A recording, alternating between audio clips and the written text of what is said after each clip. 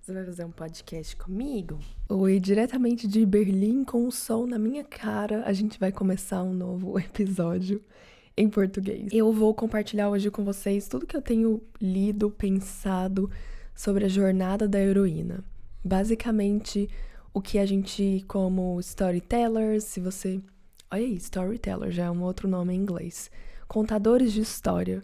Como que é controlar essa narrativa, como que é contar uma história para todo mundo que trabalha com cultura, com arte, mas também para a vida de cada ser humano, porque o ser humano entende e vive como uma história, como um começo, meio, fim. Enfim, vamos desafiar também essa ideia de começo, meio, fim e de uma jornada do herói. E nesse caso aqui, então, a jornada da heroína. Quando tem alguém comigo no mesmo quarto gravando, eu costumo olhar para essa pessoa e eu me sinto mais presente também. E aí pode ser interessante de ver como isso vai... Talvez vocês nem vão ouvir ele, mas como isso vai influenciar a minha performance aqui também.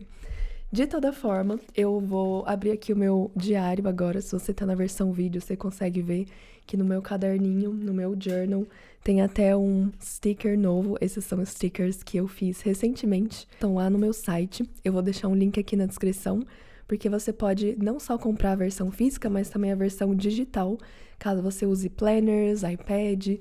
Pode ser um jeito bem bacana de você apoiar o meu trabalho aqui, esse projeto. Esse que tá justamente na capa do meu diário é o Podcaster. Então é uma versão minha, digamos assim, só que de orelhas grandes, porque ela escuta bastante. É uma elfa podcaster. E aí vocês podem, enfim, dar uma olhadinha e adquirir se vocês gostarem, e assim vocês vão estar apoiando o meu projeto aqui também. Vamos pra parte da... Agora é eu achar isso. Aqui, achei. Nossa, foi em janeiro isso, hoje já é março. Tô meio atrasada, mas vamos lá. O vídeo que eu assisti, que me inspirou bastante pra fazer esse podcast aqui agora, é um vídeo que fala sobre essa jornada da heroína, e ele é de uma mulher muito interessante. Ele é um vídeo / podcast, então é só ela falando pra câmera também. E tá em inglês, eu vou deixar aqui na descrição. Caso vocês queiram, assistir, eu acho que é válido, porque aí todas as referências e citações e fontes estão muito mais próximas do que a fonte real, assim. Só que, de toda forma, esse é um assunto muito baseado num livro. E aí essa pessoa estava contando da história dela e dessa jornada da heroína que ela conectou com esse livro. É um vídeo bem legal, vou deixar aqui na descrição para vocês assistirem também. E aí os principais tópicos eu anotei no meu diário, que é o que eu vou mais ou menos hoje ler e ir navegando com vocês cada etapa dessa jornada. Mas antes de ler, eu acho que vou fazer um exercício que pode ser interessante, da gente imaginar o que é uma história. Como que a gente ouve, escuta, conta uma história. Desde infância, quando a gente lê uma historinha para filhos dormir, ou desde quando você conta algo para uma amiga, um amigo, os filmes que você vê, os livros que você lê, o que é o resumo, assim, a coisa mais essencial de uma história. E muitas pessoas vão falar que é essa ideia de começo, algo ali se inicia e aí isso desenvolve e depois aquilo se conclui. Tem também 3 arcos, 5 arcos, tem também histórias que fogem de um começo, meio e fim, tem loops, tem começos e finais abertos, mas no geral essa seria uma grande essência, assim, das histórias que a gente conta. E aí eu vou dar um exemplo de uma história que eu assisti recentemente, até comentei isso no episódio passado, que é um dos meus filmes favoritos, assim, que é Spirit, o cavalo indomável, o corcel indomável, que, enfim, é um filme que eu assisti na infância e venho reassistindo às vezes durante a minha vida. E recentemente eu reassisti ele também e falei sobre essa arte do rever as coisas no meu último episódio. E aqui é muito engraçado porque ao rever essa história, eu vi o quão ela é o clichê de um storytelling masculino, inclusive, de jornada do herói. Ele é um cavalinho que estava ali, e aí ele cresce, e aquele é o começo, e aí vem os humanos, vem uma interferência, aí ele sai de casa, ele vai na luta, na busca dele, ele se descobre, ele cresce, conhece uma cavalinha, e aí ele, enfim, luta pela liberdade dele, passa por vários desafios e retorna para casa com essa cavalinha, inclusive, e retorna para casa. Essa é a jornada do herói. Se você jogar um Google, se você pesquisar, se você ainda não souber muito bem o que é essa jornada do herói que eu tô falando aqui, o que eu duvido, porque esse público é muito mais, enfim, consciente já de histórias e filmes e arte e criatividade, mas de toda forma é essa pessoa que sai de casa, passa por uma jornada e volta mais ou menos a esse mesmo ponto. Esse voltar para casa, tem até um livro que eu estou lendo agora que chama Always Coming Home, da Ursula K. Le Guin. Eu adoro essa autora. Ela é a autora de fantasia, muito genial, e ela escreveu esse livro que é enorme e é, assim, sempre voltando para casa. O que já diz muito sobre as histórias, assim, é muito sobre sair de casa e aí você tem algo para contar agora, quando você volta para casa. E essa é a história. Desde o comecinho, onde as pessoas, sei lá, tinham homens das cavernas e eles estavam fazendo foguinho, e eles saíram para caçar e aí eles viram, enfim, sei lá, um urso, e a hora que eles voltaram, eles quiseram contar desse urso para as demais pessoas. Eu, pelo menos, imagino na minha cabeça assim, e talvez aí já comece uma relação onde a jornada do herói, onde masculino, onde vem a caça, onde vem alguns papéis de gênero, que não necessariamente precisam ser assim, porque nesse tempo todo mulheres também caçavam, também plantavam, também estavam ali na rodinha do fogo e também estavam fofocando, conversando. Então tem uma outra história que foge talvez desse padrão, que é essa que a gente vai contar agora, a jornada da heroína. A primeira etapa que eu anotei aqui é você nascer. É literalmente o começo da sua própria vida, onde você nasce e você já observa, consciente e inconscientemente, a gente observa um mundo que é dominado, ele pertence mais aos homens do que às mulheres. A gente, desde criança, se você nasceu num corpo que é feminino, ou se você se identifica mais com o feminino no geral, ele é uma faceta da nossa sociedade que em todos os hemisférios e países e culturas passou a ser um pouco menos, passou a ser mais limitado. E aí a gente começa a ver que a gente não pertence tanto a esse mundo. E que só de não pertencer tanto a esse mundo quanto ter nascido como homem, a gente já inconsciente ou conscientemente vai recusar o feminino na gente. Essa seria a etapa 2. Recusando o feminino quer dizer, eu não quero me tornar isso. E aí eu vou falar pessoalmente a minha história, porque para você sempre pode ser diferente. Mas para mim, eu vi mulheres da minha família muito mais cansadas. Eu sempre vi homens da minha família tirando cochilos. Meus tios, meu pai, meus avós, eles cochilavam. Eles sentavam no sofá enquanto as minhas avós, tias, mãe, primas estavam cozinhando. Estavam limpando a casa e cozinhando ao mesmo tempo e conversando ao mesmo tempo e resolvendo demandas de planejamentos e viagens e gestões e logísticas daquela casa, enquanto os meus tios estavam sentados, bebendo cerveja ou tiravam um cochilo depois e as mulheres logo depois vão lavar a louça. Essas são imagens que eu vejo onde eu não quero ser essa mulher sobrecarregada. Eu não quero ser essa mulher que tá ultra cansada. Em outras situações eu via mulheres sendo muito mais depressivas, mulheres sendo muito mais passivas, onde a voz dela você não vai ouvir, ou você vai ouvir até certo ponto. Ela não vai ser ouvida tanto assim, a voz dela não vai ser considerada, e acaba que, por mais que a mulher esteja ativamente fazendo coisas, ela tem uma passividade nesse não ter voz. E aí, pra mim, na minha infância e contexto, eu nasci vendo mulheres e o feminino sendo ultra cansado, minorizado, desprezado, mais depressivo, mais passivo, e recusei isso. Não quero ser isso quando eu crescer. Nesse recusar, a gente se torna father's daughter, que é o que tá escrito aqui, ou seja, a gente se torna filhas dos nossos pais, onde a gente é not like the other girls, a gente não é como todas as outras garotas, a gente busca essa atenção mais do pai, a gente busca uma atenção do arquétipo do pai, ou seja,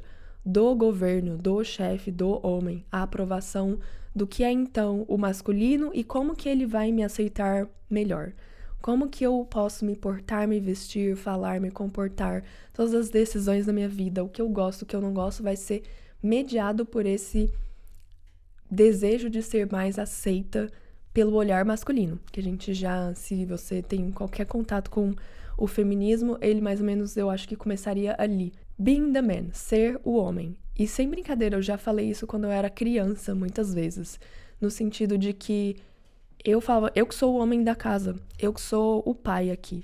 No lugar onde eu, como uma criança feminina, tinha que me colocar e eu ficava com muita raiva porque eu queria ser o homem. Eu queria ser alguém com esse poder e com essa delegação e execução e vitalidade, digamos assim.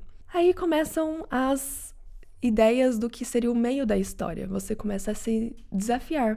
Vem obstáculos na sua vida, vem uma série de turbulências, eu chamaria assim, onde a gente tem batalhas, tem conquistas, aí tem carreira, aí tem um relacionamento, aí tem várias etapas de crescer e de se tornar mais adulto, onde você vai se desafiando.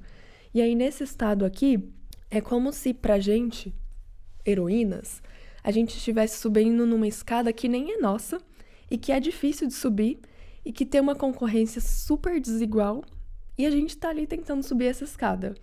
Ele é muito do que é esperado, do que é performance, do que é o jeito correto de se fazer as coisas, o jeito do sistema. Não é mais só sobre o olhar de um ou dois homens, e sim sobre todo um sistema que a gente tenta subir nele, tenta vencer essas batalhas. E pra quê a ideia? A ideia é um pouquinho de se perguntar, mas a gente ainda não tem essa pergunta na cabeça, então a gente só vai porque tem que ir, é sobrevivência, é essa ultra independência. É uma ultra performance, é uma incapacidade de dizer não para as coisas e um burnout eterno, assim. Até que chega um momento, ou momentos, onde a gente vai vivenciando crises, onde a gente vai vivenciando limites nossos mesmo, onde isso não tem nenhuma sustentabilidade mais, e a gente começa a aprender a dizer não, a aprender a pausar, a aprender a desistir, a aprender a não ser independente, a não ser o homem. E nesse lugar é onde a gente começa a descer a ladeira abaixo. A gente vai morrendo, a gente vai desistindo, a gente vai parando e a gente vai entrando cada vez mais dentro desse fundo do poço, que é o fundo da gente mesmo, que é indo mais e mais para o nosso interior, para a terapia, para a natureza, para a nossa psique, para a nossa criança interior, para tudo que está realmente dentro da gente, os nossos sonhos. Muitas pessoas vão escolher diversos caminhos para chegar nesse lugar. Não tem só um caminho, mas a questão é que você vai descer esse caminho se você quiser viver a jornada da heroína e não ficar ali para sempre no burnout, no querer ser aquilo que se não é. Aqui, quando a gente descende, a gente reconecta com todo o arquétipo que a gente tem de luz e sombra, o que seria a sombra, o que seria a lua, o que seria o feminino, o que seria o que está guardado, o que está lá no fundo do poço, o que está enterrado, o que está morto, o que está rejeitado, muitas vezes, o que foi recusado lá no comecinho. E se eu for passiva? E se eu for depressiva? E se eu não tiver um trabalho? E se o meu trabalho estiver me cansando e eu tô aqui exausta de burnout, lavando louça e sobra pra mim? E se a gente se reconhecer e aceitar esse lugar na gente, em vez de só recusar ele uma segunda vez ou uma 30ª vez? Nesse lugar, a gente acaba aceitando a gente tanto assim, e aceitando tanto os podres também, que a gente aceita o melhor que vem junto, que a gente só se ama mais. É aí que surge a alegria, os hobbies, ou um lugar de ser criança, ser besta de novo, se libertar, se permitir a dançar, se permitir a mais coisas, se permitir não ter esse limite que é muito feminino, que é muito caótico e que é muito sem regras, muito da ordem da criação do feminino e dessa energia que é rebelde e que não tem como controlar, como prever, como delimitar, só permitir ser. E ali não é um processo, obviamente, de eu vou crescer, nascer, fiz todo esse processo, agora tá tudo bem, final feliz. Pelo contrário, são ciclos de novo. É muito essa energia cíclica da lua, dos próprios ciclos femininos, da gente ter essa mesma história repetida em várias revoltas e volta de novo e vai de novo. Lá no final, depois da gente passar por isso, é onde a gente vai curar esse nosso elo de mãe e filha, onde a linha maternal, as matriarcas são importantes da gente reconhecer para a gente se tornar aquela filha da mãe e não mais a filha do pai. Esse é um lugar onde não é necessariamente sobre a sua própria mãe, mas é sobre a sua mãe e a mãe da sua mãe, e a mãe da sua mãe, da sua mãe, da mãe da mãe, e das suas avós, e das suas tias, e de todas as figuras maternais que você já viu ou leu, e de todo o arquétipo de mãe que você tem na sua mente, de um documentário do National Geographic até a sua própria maternidade, no sentido de cuidar de uma planta, cuidar de você mesma, cuidar de alguém, o cuidado, né, o maternar, assim, para além de vou ter filhos, mas também essa fase de entender o corpo feminino, a criação e o maternar, inclusive, principalmente, né, talvez de si mesmo, assim, mas esse é o lugar de curar isso, e num sentido maior de curar até a mãe natureza, a mãe que é mãe, assim, de todos mesmo, de criar uma nova relação que, modéstia à parte, todo mundo tá precisando. Curando esse feminino, a gente cura o masculino também. A gente vai entendendo que até hoje eu tenho uma dicotomia muito grande, eu tenho experiências na minha vida que me forçaram a ser um pouco mais rígida com a forma que eu julgo o masculino em geral, o homem em geral, e a forma como isso acaba me deixando muito masculina de muitas formas. E como isso tudo ainda é uma balança muito instável, eu acho, na minha vida, mas não necessariamente que eu não tenha entendido ela melhor nos últimos anos, assim. E ao curar um pouquinho do meu feminino, eu vi que o meu masculino também foi se curando também. Ele vai se equilibrando nisso tudo. Ele vai se tornando mais positivo, e não positivo, mas ele vai se tornando para além do que ele era também de estereótipos. E ele vai se tornando o meu masculino, o masculino que não é o masculino da sociedade. E aí, eventualmente, se a gente conseguir curar isso na gente, talvez o masculino da sociedade passe a sofrer mudanças lá na frente também. Mas a ideia final é integrar ambos. Essa seria um pouco da jornada da heroína. Uma busca de integração, uma busca que não é voltar para casa sendo uma outra, porque a gente já se transforma tanto na nossa vida, a cada ciclo. O final da vida de uma mulher, de um corpo feminino, é muito diferente. Só se a gente vê biologicamente, o papel na sociedade de uma mulher, ele se transforma de diversas formas, muito mais do que o de um homem, se a gente levar em consideração religião, política, cultura. Então, é muito mais complexo ser mulher no mundo. E é por isso que uma jornada de uma heroína, a história de uma mulher, de se tornar uma mulher, como dizia Simone de Beauvoir, mas também de continuar se tornando e se desmanchando como mulher, é toda uma jornada por si só. E estou carente de histórias que falam dessa história. Se você é uma pessoa que tem mais interesse, eu recomendo vocês lerem o livro da Maureen Murdoch, esse vídeo que eu também deixei na descrição.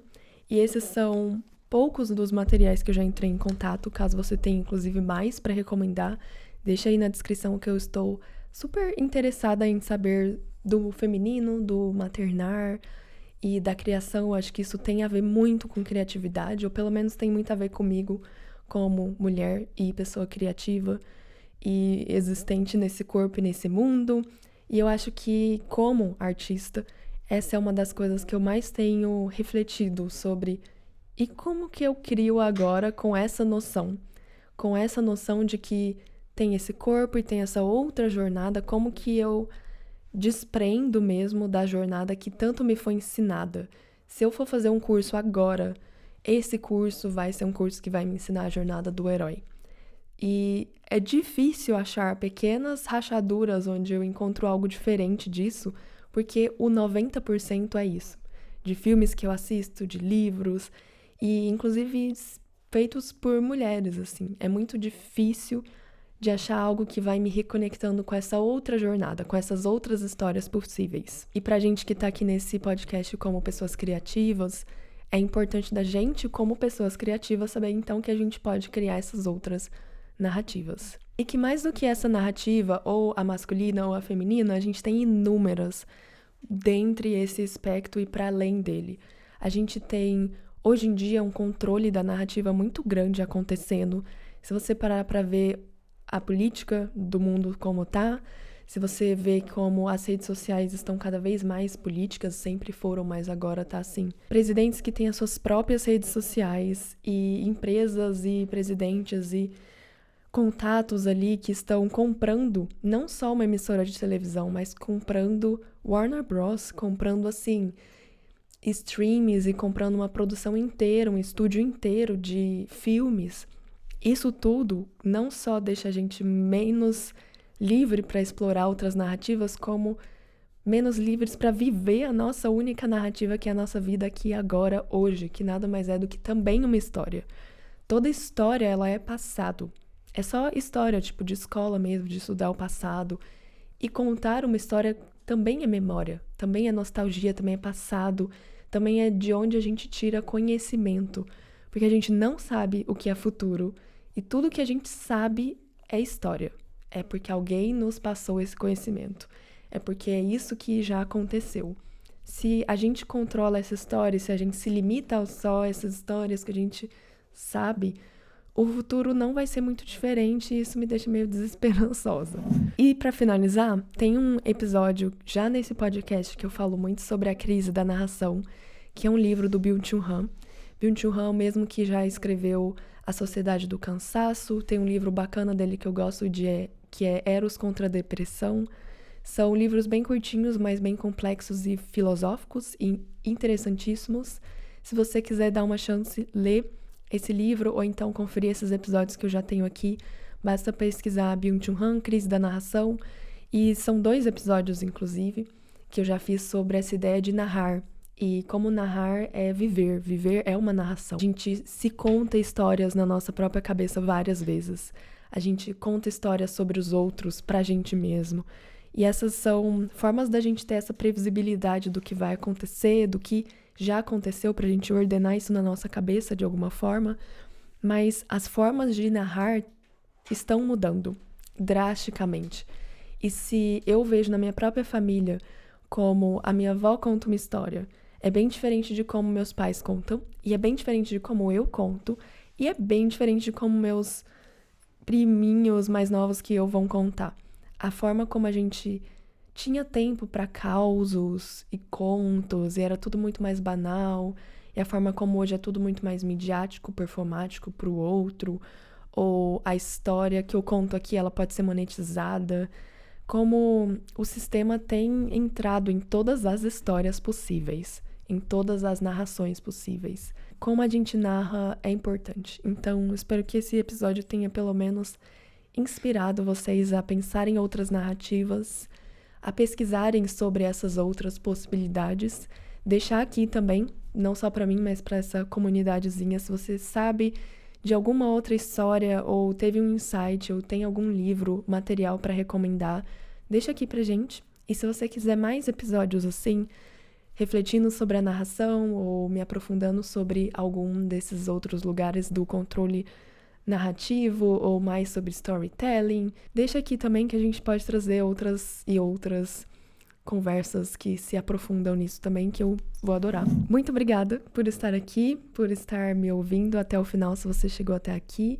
De novo, vou adorar saber o que você achou. E se você quiser saber mais sobre mim, quiser comprar os meus stickers para apoiar esse projeto, você também pode virar um membro no YouTube.